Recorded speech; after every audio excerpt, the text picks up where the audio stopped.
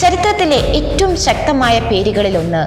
സാമ്പത്തിക ലോകത്തെ നിശബ്ദമായി സ്വാധീനിച്ച ഒരു കുടുംബം. ലോകത്തെ പിന്നിൽ നിന്ന് നിയന്ത്രിക്കുന്നവരെന്ന് ചിലർ വിശേഷിപ്പിച്ചൊരു പേര്.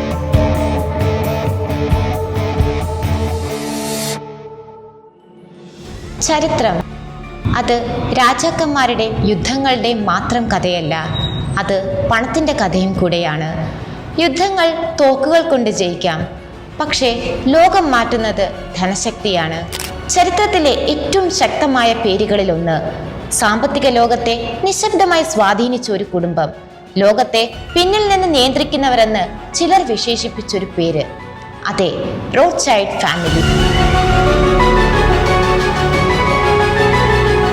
1760-ൽ ജർമ്മനിയിൽ ജീവിച്ചിരുന്ന മേയർ അംഷൽ റോത്ത്ചൈൽഡിൽ നിന്നാണ് ഈ ജൂത കുടുംബം ലോകത്തിന്റെ നെറുകയിലേക്ക് എത്തുന്നത്.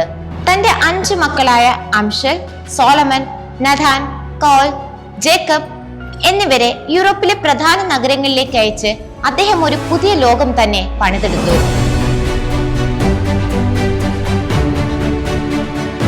ഇങ്ങനെ 5 മക്കളിലൂടെ ഒരു അന്താരാഷ്ട്ര ബാങ്കിംഗ് നെറ്റ്വർക്ക് രൂപപ്പെടുത്തി. London, Paris, Vietnam, Naples, Frankfurt എന്നിവിടങ്ങളിൽ ബാങ്കിംഗ് ഹൗസുകൾ സ്ഥാപിച്ചു. അങ്ങനെ അവർ സർക്കാരുകൾക്കും രാജവംശങ്ങൾക്കും വായ്പകൾ നൽകാൻ തുടങ്ങി. ബാങ്കിങ്ങിനു പുറമെ business, mining, real estate, energy എന്നിവിടങ്ങളിലെല്ലാം അവർ നിക്ഷേപിക്കാൻ തുടങ്ങി. വളരെ പെട്ടെന്ന് തന്നെ അവർ ലോകത്തിലെ ഏറ്റവും ധനമുള്ള കുടുംബമായി മാറാൻ അധികകാലം വേണ്ടി വന്നില്ല.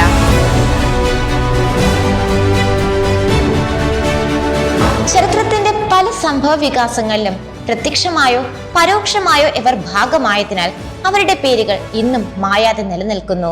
ഇവർ ബാങ്കിങ്ങിലും ധനകാര്യ മേഖലയിലും കൊണ്ടുവന്ന പല കാര്യങ്ങളാണ് ഇന്നും സമ്പദ് വ്യവസ്ഥയുടെ അടിസ്ഥാനം. ആദ്യമായി നിക്ഷേപം എന്ന ആശയം കൊണ്ടുവന്നതും ഇവരായിരുന്നു. കോളനികളിലെ ഗവൺമെന്റ് പ്രോജക്റ്റുകളിൽ നിക്ഷേപിച്ച് വൻ ലാഭം അവർ നേടി.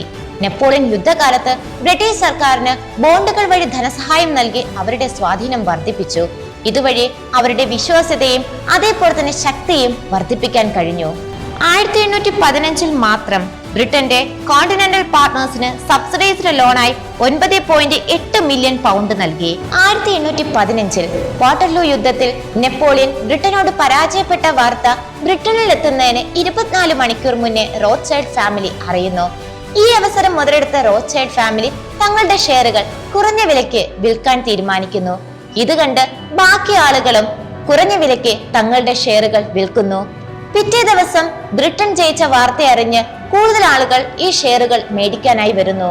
അപ്പോഴേക്കും ഷെയറുകളുടെ വില വളരെയധികം കുതിച്ചുയർന്നിരുന്നു. ഇങ്ങനെ കുറഞ്ഞ വിലയ്ക്ക് ഷെയറുകൾ മേടിച്ച് ഉയർന്ന തുകയ്ക്ക് തിരികെ വിറ്റ് റോത്ത്ചൈൽഡ് ഫാമിലി വൻ ലാഭം തന്നെ നേടി. ഇതുകൂടാതെ വെപ്പൺസ്, യുദ്ധസാമഗ്രികൾ തുടങ്ങിയ മേഖലയിലും വൻ നിക്ഷേപം ഇവർ നടത്തിയിരുന്നു. അതുവഴി 1-ാം ലോക മഹായുദ്ധത്തിൽ വൻ ലാഭം നേടാനായി ഇവർക്ക് സാധിച്ചു. ഇവർക്ക് പണം സമ്പാദിക്കാനായി മാത്രമാണ് 1-ാം ലോക മഹായുദ്ധം ഇവർ തുടങ്ങിയതെന്നും കരുതപ്പെടുന്നു. അലൈഡ് പവേഴ്സ്, സെൻട്രൽ പവേഴ്സ് അതായത് 2 സഖ്യങ്ങളെയും ഇവർ സഹായിച്ചു. 2 കൂട്ടർക്കും വെടിമരുന്ന്, ആയുധങ്ങൾ, മെഡിക്കൽ ഉപകരണങ്ങൾ വിറ്റ് ധാരാളം പണം സമ്പാദിച്ചു.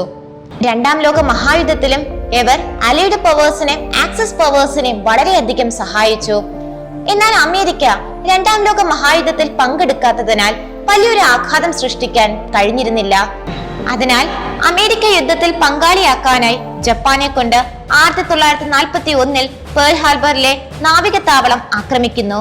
ഇതിന് ജപ്പാന് എല്ലാവിധ സഹായങ്ങളും നൽകിയത് റോത്ത്ചൈൽഡ് ഫാമിലിയാണെന്ന് കരുതപ്പെടുന്നു.